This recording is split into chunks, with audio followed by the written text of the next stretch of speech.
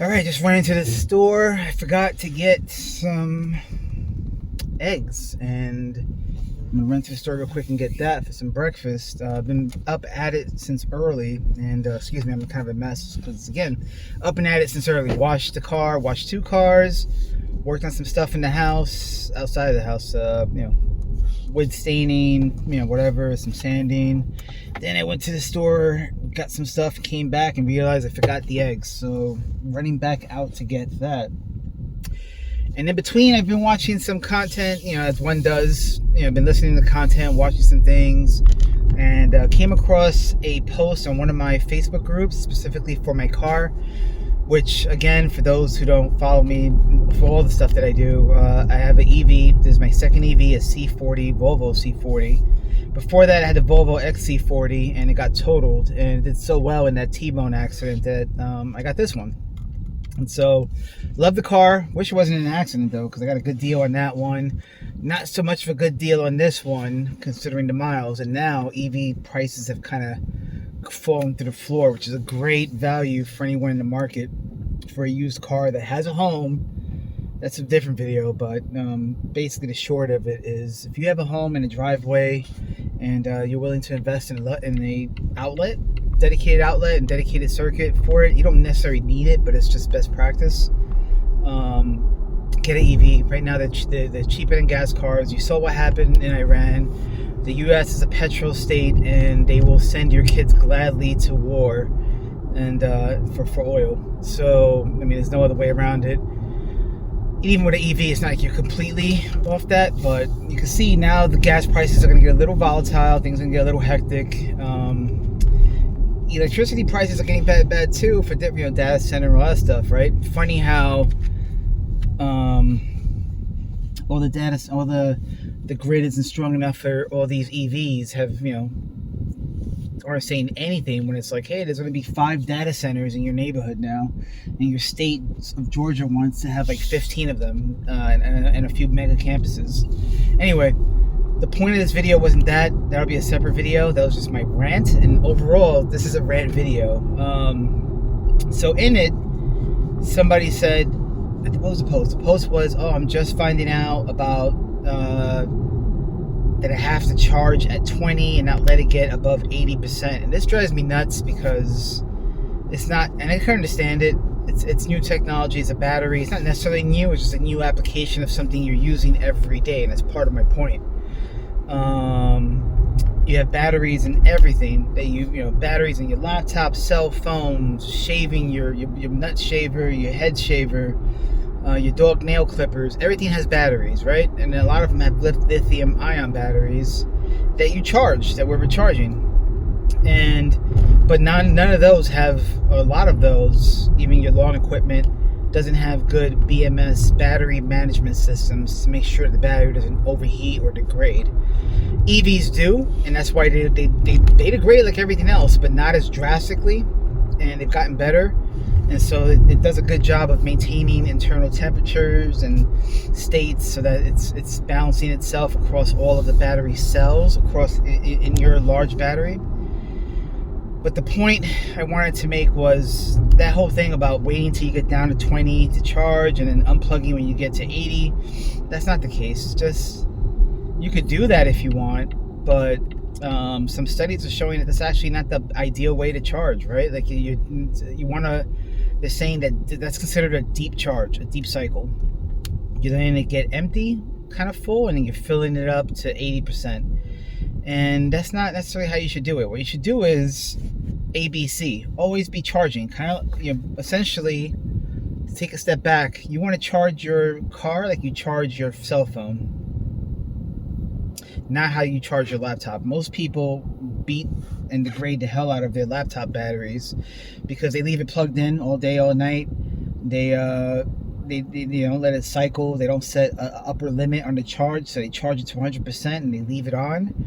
A lot of people will put it in sleep mode, take the laptop and throw it in a bag, and then take it with them to work, or after work, throw it in their bag and throw it in the back seat of their car, and then that laptop is still on, sort of, still getting hot I mean, I've seen it with laptops that I've come across, mine, my wife's, that, you could hear the fan going because it's basically going, overheated inside of your bag, just sitting there. And that is so we're not going to compare it to laptops. They're notoriously bad, which is why most, after a few years, you're kind of stuck having to plug that thing in every time you want to use it. And then if you unplug it, you get like half an hour if you're lucky. So no, you don't do it like a cell phone where you plug it in, and whenever you're near an outlet in your spot, in your office, wherever you have your charger, whenever you're, your little cable and your brick, whenever you're sitting by there, it's where you plug it in. And that's how you want to do it with the car. Now, unlike your cell phone, you're not going to let it sit there past, just let it just chilling there all day and all night, and let it sit there at 100. You want to set a limit of 90. 80 or 90, your manual will say what the manufacturer recommends, and you're going to stick to that number. Volvo recommends 90, so we stay at 90. And then whenever you get, you need a charge, you plug it in. I had it at 90. I drove around a bunch. I ended the day with 65%. Got home and plugged it in and set a timer, so that way in the car you could do it, or on the charger. I set a timer so it starts at 10 or 11 o'clock at night, and then it finishes when it finishes, and that's fine. And that's good enough for me. If I'm at 20%, then that might be good enough. I might, in some cases, I could throttle down the amperage, so that way I'm doing a longer charge for a shorter amount. Right, so I need 60 to 90%. That's 30%. At full blast, my level 2 charger can get me there in 3 hours, about, maybe a little bit under. But some days I don't, so no, let's take a little. It's not put this a full 32 amps or 40 amps. Let's put in 16 amps and let it. How long is that going to take? It's going to take 6 hours. Fine. It's the same amount of money at the end of the day, maybe a little bit more, but it's a lower thermal load on my circuits. And in the summer, that's a big deal. And on my car, it's just giving the onboard charger, a little more headroom, or a little more ceiling to deal with any kind of heat, because things get hot. Electricity's hot. So that's kind of it. In the winter, I don't care as much as I do in the summer, but that's just something to keep in mind. So, no, you don't wait. So the person was like, well, 80, I have to wait till 20 and then unplug at 80. That's giving me range anxiety. Range anxiety, is a very real thing, unfortunately. However, don't fall for it.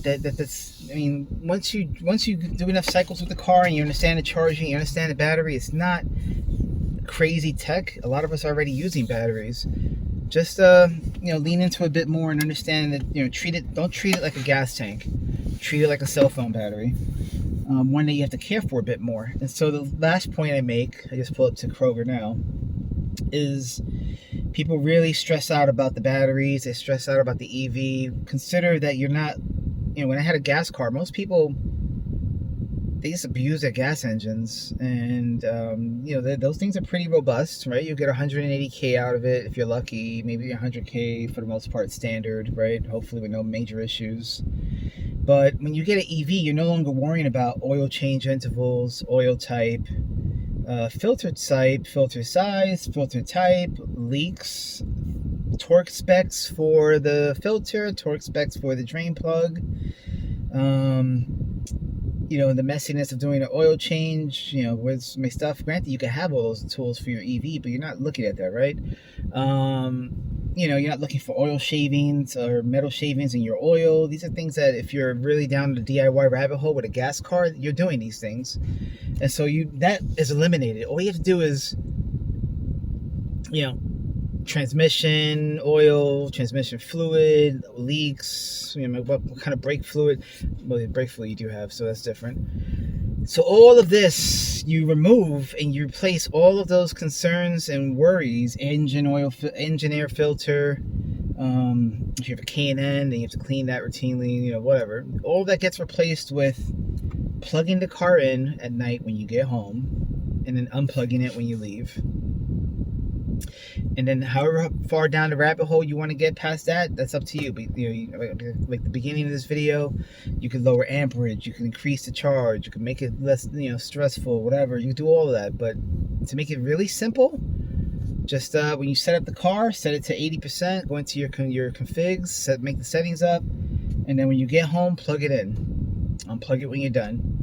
And maybe every year, have when you set up that installation for that outlet or for that charger, hire an electrician. You're gonna have to pay a little bit, but if you're not handy, definitely hire a proper electrician.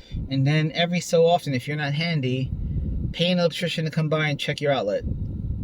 It's not going to cost that much for them to do it. Honestly, if you gave them 100, you'd be doing them a favor, because given how, if you gave them 50, you'd be doing them, it'd be awesome, because they're just basically going to pull off the plate, turn off your circuit for the circuit that controls that outlet, go over to the outlet, take the plate off, pull the outlet out, and then check the torque specs in the outlet, look for any kind of damage or anything, and put everything back in and together. The reason you want to do that is, unlike any other appliance you have in your home, the EV will take max capacity of that outlet. If you set it up that way, max capacity of that outlet, and over time, because like what I said, heat and stuff, it could stress certain things.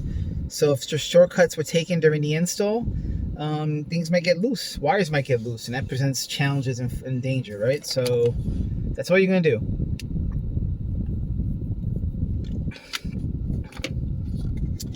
So once you get past certain things and just start treating your car and your car battery with that respect, what you'll find is that carries over into other areas of your car ownership. And you'll find that you're now doing, you're taking care of your laptop more. You're taking care of your garden equipment more. You're not just plugging in your garden battery, your batteries that control your garden equipment in the garage in the middle of summer, and then sit there charging overnight, because that's actually one of the more dangerous. Those garden tools, those little batteries that go for your air blower and lawnmower, like what I have, that's actually more dangerous than my EV battery, because none of those have BMSs for the most part.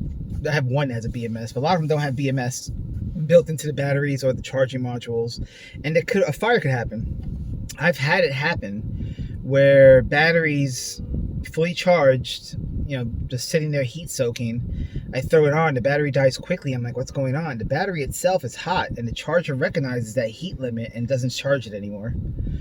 Or if I take it out, I just use it, take it out and throw it on the charger in the garage, it won't charge until the battery cools down, because the discharging created heat and now the battery's hot, right? So all things to keep in mind when it comes to just batteries in general and EVs. But I just wanted to make this video because I saw that post, and I was going to type a response, and I just felt this might be better. Just get in there, use the thing. EVs are great.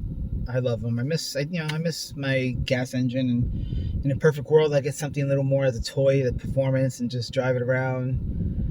Nice turbo V6 or a nice V8. Yeah, I would love that. But brokey boy, don't have the money for multiple cars like that. So what do I have? I have a beautiful daily driver that is an EV that is powerful, the fastest car I've ever had. It's fun. It's smooth. It's quiet. It has good tech. I don't have to worry about gas stations and all the bullshit shenanigans. I don't have to worry about gas prices spiking because of effing war overseas. You have other concerns, but the concerns I have, everyone has as it relates to electricity bills, right? So that's an overlap right there. My whole home is electric, and now my car is electric. So yes, I'm a little concerned about the prices of electricity, but that should be the case for every last one of us, right? So, and truthfully, I feel we can get a lot of people behind us, and then it helps us. It helps out the EV owners, right? People with homes, whatever. Even if they have a gas car, they're going to help us fight electricity prices. And for us, in return, we're gonna have concern about gas prices also, because Georgia Power, for instance, uses gas to make electricity, and they charge you separately on your electricity bill for that fuel cost to make the energy consumed. So that's a thing, and actually, if you take all those fees, it doubles the amount of my bill. So that's a concern. But anyway, we're gonna make that video. That's a short one. I have other videos to make. It's been a minute, but I thought this might be of interest for anyone wanting to hear a rant while they're doing their chores. Gotta go, get some eggs, make some breakfast. Bye.